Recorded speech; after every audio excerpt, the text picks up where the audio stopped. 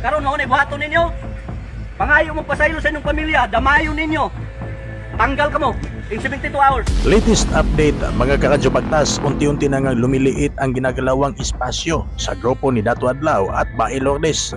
Ngayon lamang araw, February 1, ay pinutulan na sila ng supply ng kuryente. Wala pa namang opisyal na statement dito ang Surigao PNP kung parte ba ito ng kanilang 24-hour surveillance sa grupong Federal Tribal Group of the Philippines na nakakompound ngayon sa Barangay Sabang, Surigao City.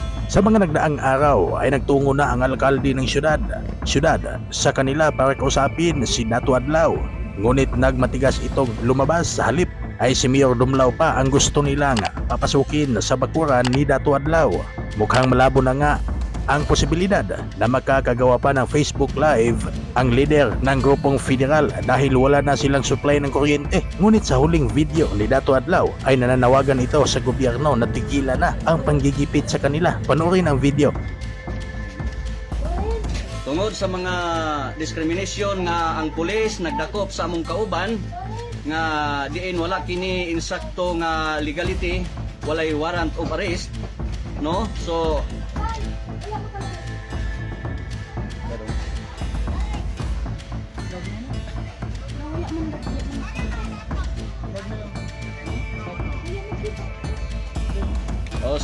ania kami nag-live karon, mahal na Pangulo, nga ang hinungdan ni ani tungod kay wala sila mo subay sa legality, wala sila mo comply sa prior and informed consent sa rightful owner sa ancestral land.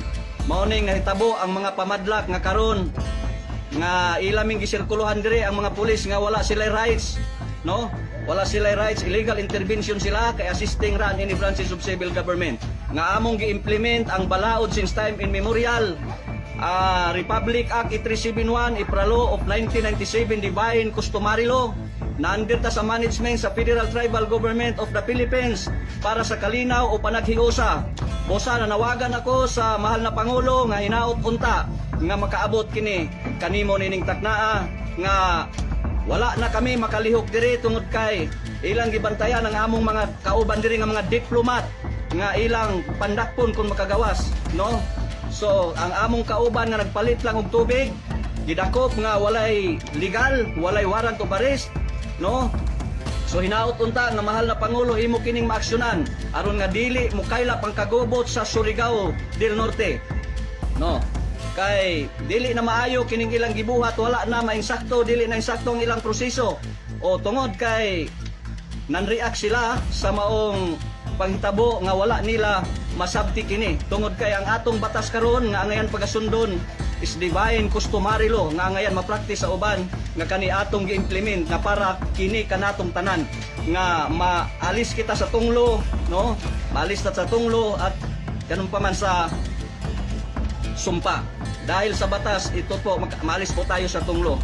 Kaya sana po na makarating po ito sa mahal na nating presidente, no, na kailangan in 72 hours, si Dato Adlaw nag-order po na makalabas ang kasamaan namin na hinuli po nila ng walang proseso, hindi legal ang proseso po nila. Kaya tinatawagan ko po ang lahat ng mga sundalo infantry nga angayan nga makasuporta namo diri karon tungod kay dili namo gusto ang pagbantay sa mga kapulisan.